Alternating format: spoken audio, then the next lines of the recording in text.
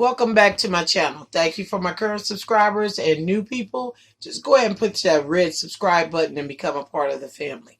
Okay, today I'm going to show you how to cook your beef roast, and it's a crock pot dish. Okay, and all you're doing is you're going to prepare all your ingredients, put them in that crock pot, set it, forget it. Okay, and then we will download the next video to show you the reveal of how it turns out.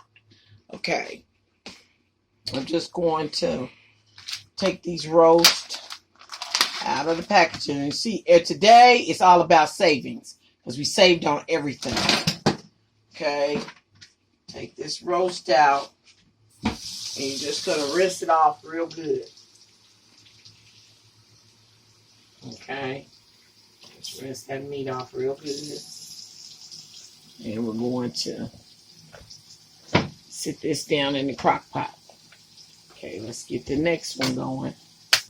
Also take it out the packaging.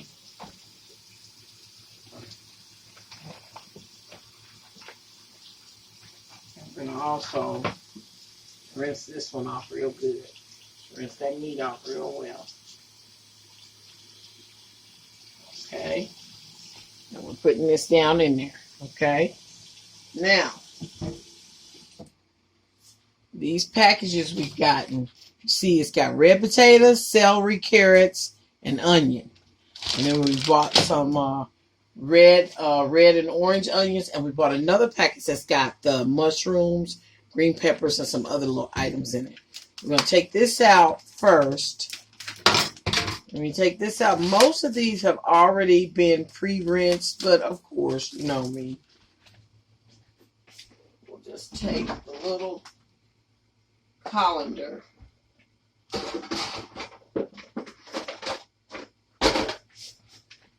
You're just going to drop these in the colander.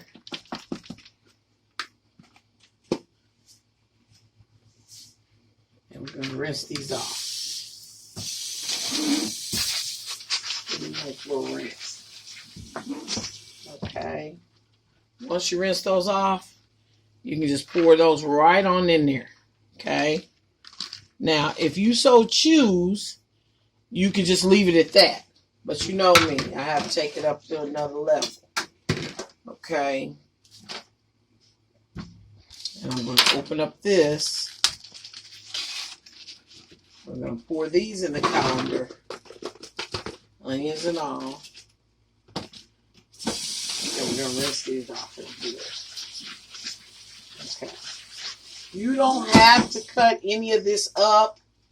That's just, you know, a preference, just like everything else.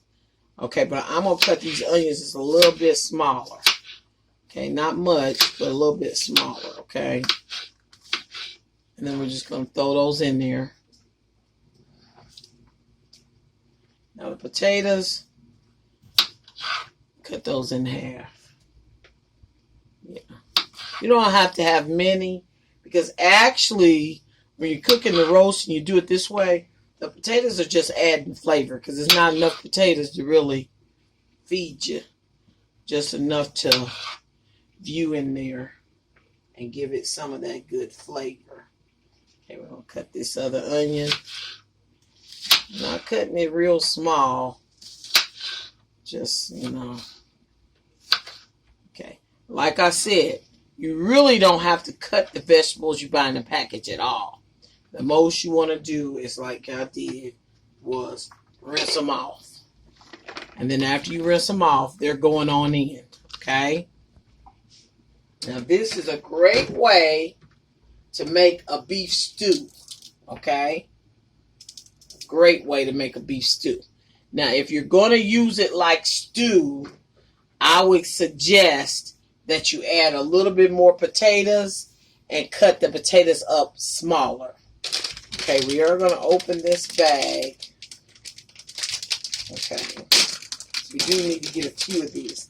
I'll take 2 of the red ones and 1 orange. The orange has a strong flavor. I don't really want that much of that flavor, but more of the red flavor in it. Okay, so we are cutting up the red ones. Okay. And that's just so the flavor can move easily throughout the pot.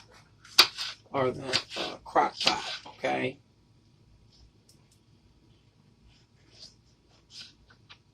Okay.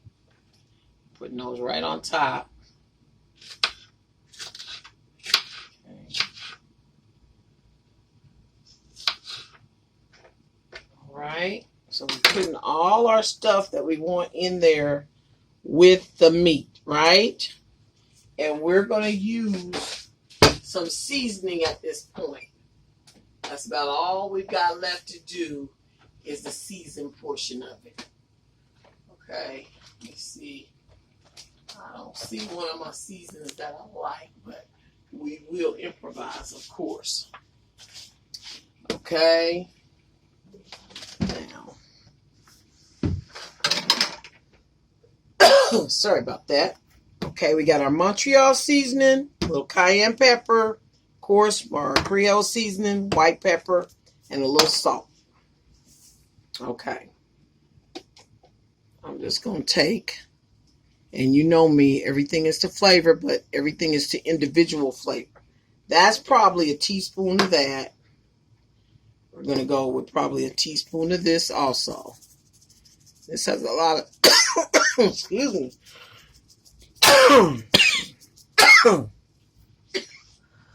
Oh, that pepper is strong.